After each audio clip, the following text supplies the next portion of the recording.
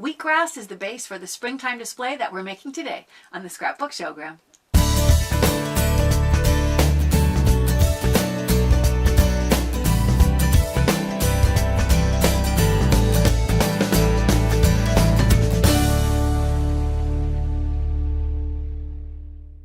Hi, I'm Sandy Genovese and welcome to the Scrapbook Showgram. Well, today we are celebrating spring. Even though it's raining cats and dogs here in Southern California today, spring is on its way, and spring is my inspiration for what we're going to create today, and that is this springtime display that is wheatgrass. Believe it or not, this is not real wheatgrass. I'll pull up a corner so you can see. It's phony baloney. It's fake wheatgrass, and maybe if I lift this, you can even see that underneath this big tray of wheatgrass, there's even florist foam underneath there, which is what makes it really easy to stick all the things into the display. So this, if I'll pull some of the parts and pieces out so that you can see, I've added stickers that are Easter eggs. Actually, this was a balloon, and we're going to see how to turn balloons into Easter eggs, just in case you don't have them. Here, we're going to take photos, and I call it a photo on a stick. If you have the mirror image function on your computer, you can, or on your printer, either one, you can print the photo in the mirror image so that you can have a photo on the front and the back. If you don't have that function, I wanted to show how easy it is to just decorate the back. So this is Caitlin. We're going to, and I've got it on a stick, and this is going to just poke right into that florist foam that's underneath. Here is Sam and Jake, and I'm going to take that one out so that if I turn it around, you can see I've just written with a white pen on the back, Sam and Jake, Sam and Jake, Sam and Jake, over and over and over. If you see on the site Christy's blogs, these are Christy's kids. Caitlin and Sam and Jake are her kids, and she's got lots of projects on her scrapbook blog that feature many, many more photos of her children. In addition to the eggs, we're going to see how to create the Easter basket, and notice that instead of a stick, it's sandwiched with the mirror image stickers are sandwiched between colored wire. And then I've got a butterfly that's on a really long colored wire because I want it to look like it's floating up and moving in the sky. I've got a dragonfly that's kind of the same sort of thing. And then I don't know how easily you can see it. I'm going to poke the dragonfly back in, but I don't know if it shows easily to you, but I've also got some real flowers. In some cases, I have flowers that I just cut this from my yard, and it's actually, it dries, it's a nice dried flower as well, even though I just cut it today and it's fresh. It doesn't have to be in water, it's going to still stay purple. I'm going to drop that back inside, and then I'll pull out, and you can see if you want to put real flowers in your display, you can also use these little tubes that's filled with water, and that this is a nasturtium out of my yard, and it can, so you can have the real flowers, or if I pull this out, you can see that you can also use stickers that are the mirror image stickers, once again with a colored wire, so that you can have both real and fake in your display, or either or. Now this is using the fake wheatgrass, and I wanted to share with you, I'll pull this over and you can see, if you take the whole thing out of the tray, it looks a little bit like this, and maybe here is a tulip that's in a different style of plastic too, but kind of works the same way. It's got the water in there that's going to, and I could even push this in a little further down, the water is going to keep that tulip fresh in the display. And if I lift this so you can see the bottom, this grass, that's just how all the grass is placed into this plastic tray on the bottom. You get these at stores like Pottery Barn, Crate and Barrel. I just happened to be shopping in downtown Laguna for something else just over the weekend, and this was on sale. It's even still got, I left the price tag on here, for $7.20 was how much this was, and then I could put this into any kind of a container that I want to. That's if you're going to go with kind of the fake grass, but sometimes you might want the real thing. So I'm going to move this out of the way so that I can show you. Here is I sound like the Wascally Wabbit. Real wheat grass. And what this is, if you go to the pet store and get wheatgrass for your cat, they sell these little individual, and it's real wheatgrass. It's like under $5, and I just put 4 of them together in this container. You can also go to the nursery, or I've gone to like a Jamba Juice or a health store. They sell the wheatgrass in an entire flat, and it's like less than, it was I think around $12 or $15 when I bought a whole flat of it, and then you can cut it into any shape and put it into, this happens to be just a tray that I got this actually it was part of a press kit from a trade show. This particular one here is a wooden tray that's been spray painted white, and this fake grass came in this tray, but I've been to IKEA, and I've been to the Container Store, and lots of them have these little wooden containers that are really meant to hold 8.5 by 11 paper. They're like paper trays, and it's easy to paint them white or whatever color you want to create a tray that's also great for holding the grass.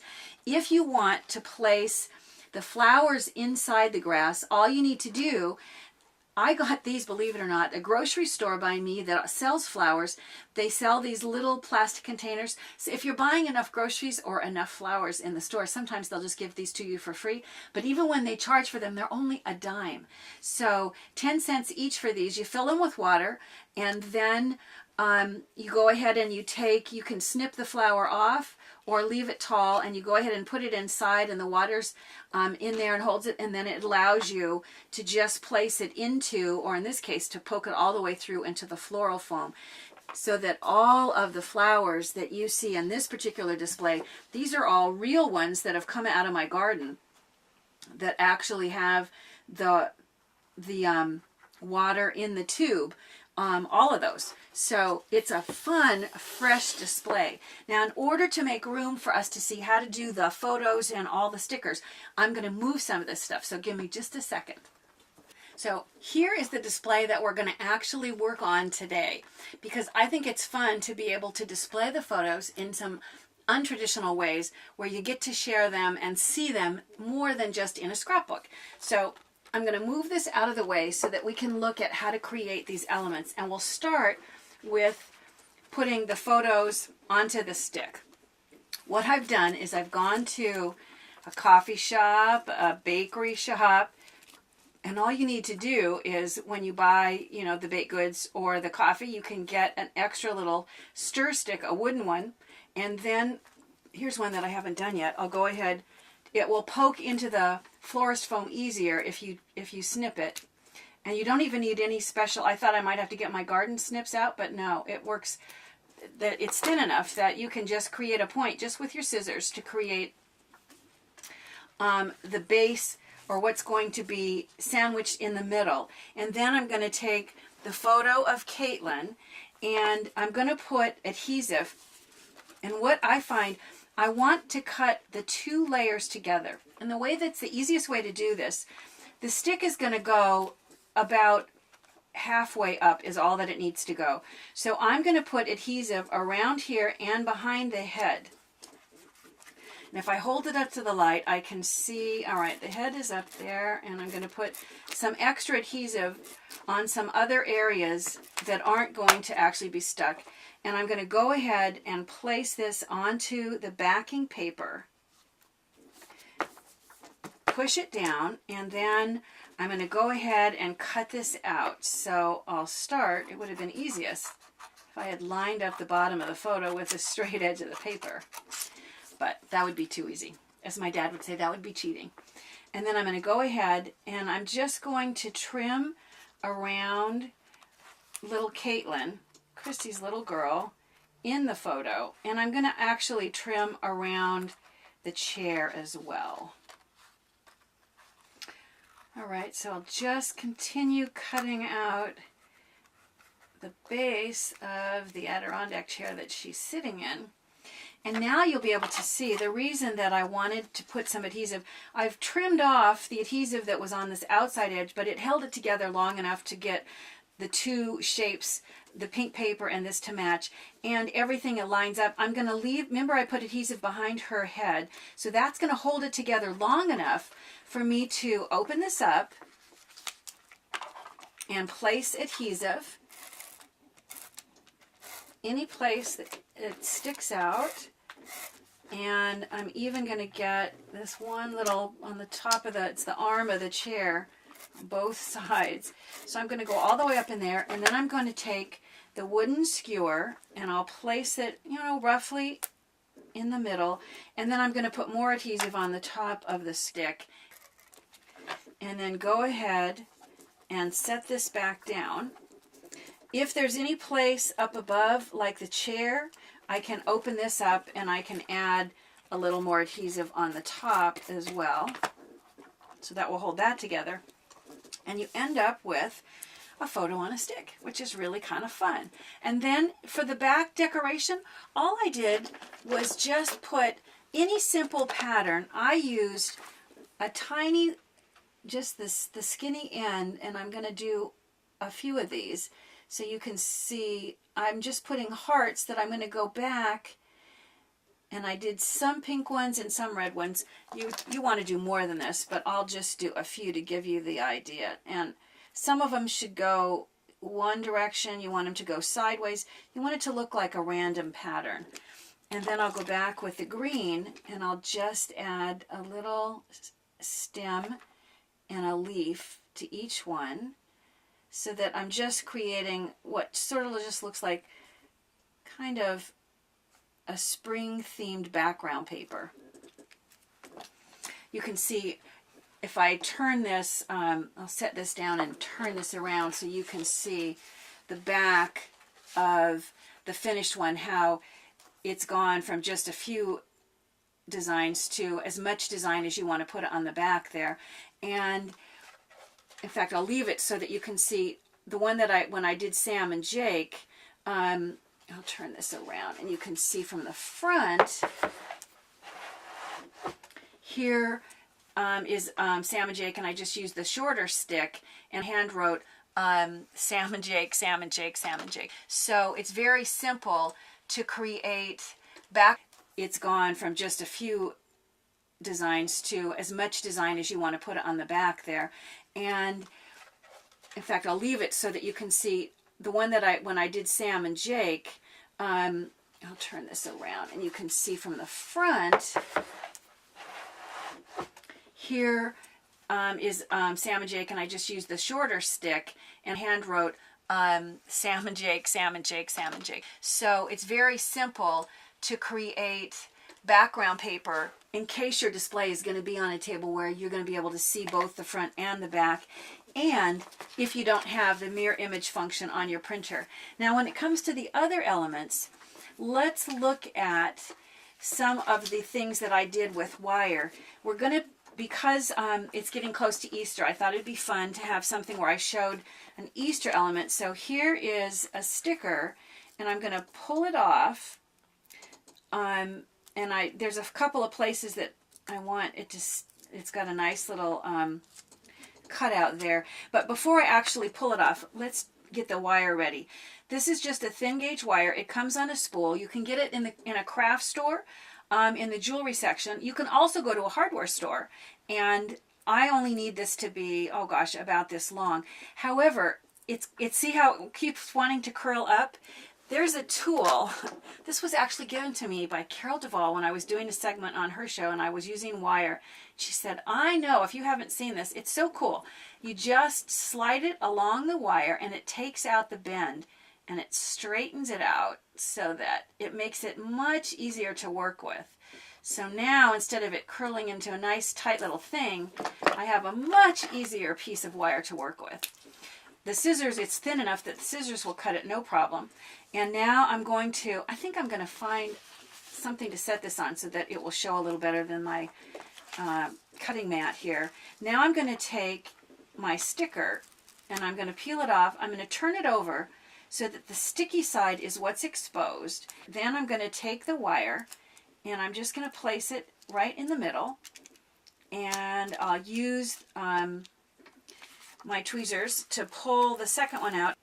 Because it's a mirror image sticker, it's going to line up perfectly with the backing. And what I do when there's a lot of detail like this is I find the most detailed spot, and that's where I start my alignment. And that way, when those pieces are lined up, then everything else is going to line up too. So I start with those little strips, and then I can press down, and I have the two stuck together.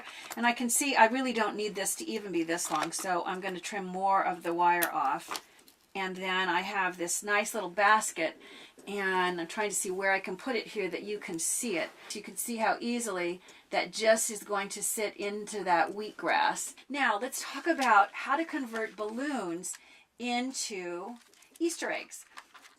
Some of the balloons are more round and you're going to want to shape those. Let me start with the oval one. It's the easiest of all, and most balloons are oval shaped. So all I'm going to do is I'm going to draw with a pencil exactly what I want to do. I usually just cut it out, but I thought it might be easier for you to see if I drew. I'm going to just snip that part off.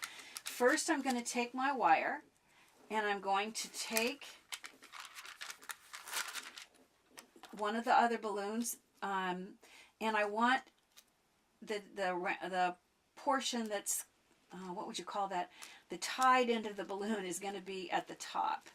So I'm going to place the wire in the middle, and then I'm going to take the matching balloon, and once again I'm going to try to align the most detailed part, which in this case is that tied section. So when that section is lined up, then I know that the rest is going to be lined up nicely too.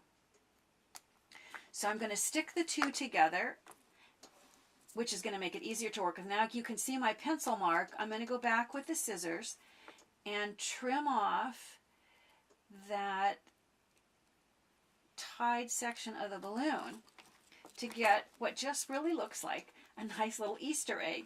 And in the case of the more rounded stickers, all you need to do, as well as getting rid of the tied portion of the balloon, is to make it a little more egg-shaped as you cut, so that you get rid of some of the roundness, and it makes it look a little bit more like an Easter egg. But I used all of these. I even did the green one and created a balloon shape out of that as well. If I hold this up, I'm trying to think where all those eggs are. Here's a cluster of 3 of them here. And I have some more of them back here. I know, here's the green. I'll pull it out maybe so you can see that I was able to do, even that little long narrow guy made just a smaller Easter egg. You know, whether you use real or fake grass, along with photos and stickers, the result is the same. It's a really fresh and a sunny display that your whole family is just sure to enjoy. Looking over here talking. Be sure to share your comments and subscribe if you haven't already. Share us with your scrapbooking friends. And as I mentioned, don't forget to check out the scrapbooking blogs, where you'll find blogs from myself as well as from Christy. Bye for now.